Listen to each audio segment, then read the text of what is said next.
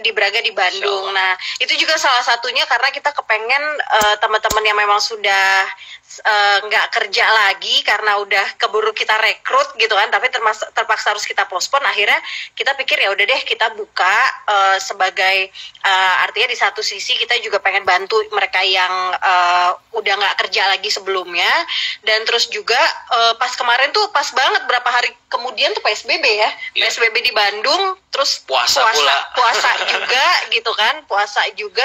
Jadi memang terutama terus daerahnya juga Bandung, di mana ya aku sama Rila juga bukan dari sana gitu kan, jadi ada struggling promosi juga di situ. Tapi alhamdulillah makin kesini makin dikenal, dan alhamdulillah bisa bertahan gitu, terutama untuk membayar sewa, membayar gaji teman-teman, dan OPEX-nya juga ya. Ya, semuanya ke cover, minimal semuanya bisa kerja lah, itu yang kita harapin gitu. Dan insya Allah kita akan ada beberapa lagi cabang di tahun ini, mudah-mudahan juga bisa kita realisasikan di tengah-tengah pandemi COVID seperti sekarang ini. Amin. Pengennya tadinya Bang Sandi atau Kak Nur kita undang kalau misalnya PSBB ini udah selesai, kita undang ke tempat kita, mudah-mudahan bisa datang. Mudah-mudahan yang dekat kan, yang Cipete ya, nanti kita datang. Ya, Cipete dekat. Nanti Insya Allah kita akan buka lagi di Jakarta Selatan juga. Misalnya PSBB-nya sama pemerintah udah dilonggarkan dan restoran bisa beroperasi, insya Allah kita mampir ke Lu Burger, kita ikut bantu promosiin. Insya Allah. Bang Sandi, boleh nggak nih, tadi aku ada beberapa ya yang teman-teman yang mungkin bertanya gitu ya, kira-kira untuk starting satu bisnis sebetulnya apa sih yang paling dibutuhkan di masa pandemi sekarang ini, karena banyak mungkin yang sudah tidak bekerja misalnya, ataupun lagi di rumah kan, tapi gimana sih caranya untuk dapat penghasilan ataupun bertahan di tengah pandemi sekarang ini? Ya, yang ingin memulai usaha, mulailah usaha-usaha dari yang paling sederhana, yang biasanya yang nggak pernah salah itu adalah doing what you love and loving what you do. Jadi lakukan hal-hal yang dekat dengan kegemaran kita, dengan suka mengerjakan sesuatu dan mengerjakan sesuatu yang kita suka, itu nggak akan pernah kerasa capek. Jadi misalnya Mbak Nur ini suka makan kacang. Kacang mede. Jadi dia salah satu bisnisnya adalah bisnis kacang mede. Jadi buat dia itu sesuatu yang luar biasa. Jadi dia makan nasi aja dia campurin kacang mede. Nah, dia sekarang makan kacang mede di Nur Corner. Nah, dia senang banget. Iya. Jadi dengan begitu dia dapat tambahan penghasilan, terus menguntungkan temennya, suppliernya, terus lupa dia dapat margin juga gitu. Nah, saya kebetulan sukanya keuangan dan investasi. Dalam keadaan sekarang orang banyak yang kesulitan karena punya masalah dengan perbankan, masalah dengan permodalan. Saya banyak dimintakan advice tentang investasi. Nah, sekaranglah saya mulai punya satu kegiatan baru yang berkaitan dengan COVID-19, adalah memberikan nasihat investasi pada saat pandemi untuk menentukan jenis usaha apa yang disebut sebagai COVID defensive dan jenis usaha apa yang COVID cyclical. Nah, ini yang jadi sekarang dari pagi sampai malam saya terus penuh jadwal, mulai Zoom atau Microsoft Teams, Google Meet.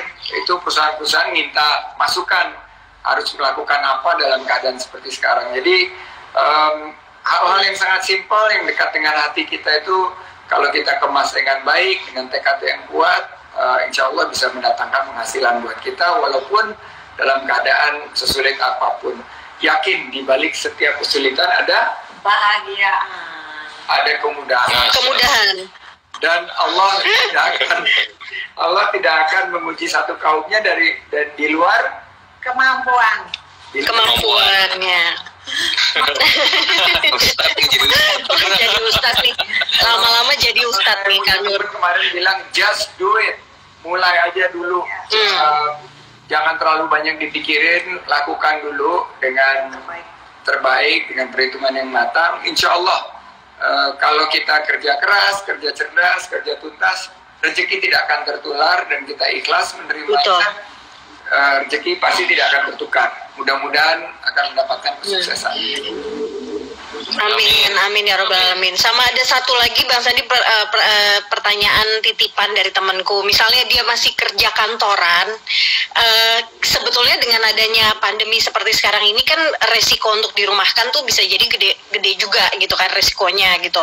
Nah, harus nggak sih sebetulnya pada saat mereka sudah punya penghasilan di kantoran, bekerja di kantor, dia punya tabungannya itu diinvestasikan untuk sebuah usaha atau mendingan nabung atau gimana Bang? Pertama, bersyukur dulu di saat orang-orang tidak memiliki mata pencaharian. Mereka masih dapat pekerjaan ya, jadi kita syukuri dulu. Nah, kalau tadi Rila bilang kan harus kelola keuangan dengan betul, sangat hati-hati. Saat sekarang ini memang banyak peluang investasi, tapi resikonya tinggi. Jadi kalau menurut saya sekarang ini kita hati-hati dalam melakukan investasi. Kita pilih jenis-jenis investasi yang resikonya rendah. Jangan mengambil resiko terlalu berani. Cari resiko-resiko yang tidak terlalu bergejolak atau tidak terlalu volatile. Iya. Dan tabungan itu penting. Karena kenapa? Kalau kita tiba-tiba ya secara urgent ada yang sakit atau ada yang kebutuhan yang mendesak, kita masih punya tabungan. Jadi saya selalu menyampaikan bahwa tabungan kita ini mestinya kalau untuk usaha sanggup untuk kita bertahan 6-12 bulan ke depan. Kalau kita punya kita karyawan harus bertahan 12-24 bulan. Itu hitungannya, kira-kira seperti itu. Sehingga kalau misalnya ada lebihnya dari situ baru dibuat pemikiran untuk investasi di Luberger. Ayo, jadi buat teman-teman mungkin yang punya tabungannya tadi kata Bang Sandi di luar 12 bulan itu bisa dipakai buat investasi ke kita. Bukan restoran cabang Luberger yang baru gitu ya. Oke Bang, ada mau tanya lagi nggak? Udah, saya rasa cukup semua. Iya, Bang Sandi, Kak Nur, aku terima kasih banyak sudah diberikan masukan kepada kita sebuah bisnis baru, F&B yang memang sebetulnya banyak banget tantangannya, challenge-nya, apalagi kita bisnis baru terus langsung dihantam sama pandemi ini gitu kan. Tapi mudah-mudahan dari segala niatan yang baik insya Allah Allah akan mudahkan. Dan aku juga merasa dapat banyak banget pelajaran, kita sebagai suami istri juga memulai usaha baru gitu kan, dan dibantu oleh teman-teman banyak juga bersyukur dapat banyak hal yang bisa kita manfaatkan untuk menggrowkan, meluaskan bisnis ini gitu. Dan mudah-mudahan juga teman-teman yang di luar sana yang sama seperti kita tadinya pun kita juga pesimis juga dengan adanya COVID ini nggak bisa makan di restoran kita gitu kan, dan semuanya hanya berharap pada ojek online ataupun take away gitu kan. Tapi ternyata alhamdulillah dapat bisa bertahan, dan aku rasa kita mesti juga untuk cari tahu apa kira-kira kesempatan di kesempitan seperti sekarang ini untuk dapat bisa bertahan nantinya. Pesan-pesan buat kita apa Bang Sandi terakhir? Tetap semangat, dan bagaimana pada saat ini juga di saat kesempitan kita terus berbagi, karena berbagi di saat kesempitan itu insya Allah memiliki nilai yang sangat tinggi. Dan untuk Luberger sukses, katanya Mama Online mau baca doa singkat buat Luberger. Mau dong didoain sama Mama Online. Ya, insya Allah semuanya diberi kemudahan, diberi kelancaran. Amin ya Allah. Amin. Dan apapun pasti Allah memberikan semuanya yang terbaik. Insya Allah pasti. Amin ya Allah. Indonesia kita punya burger made in Indonesia. Jadi luber dari Indonesia, oke?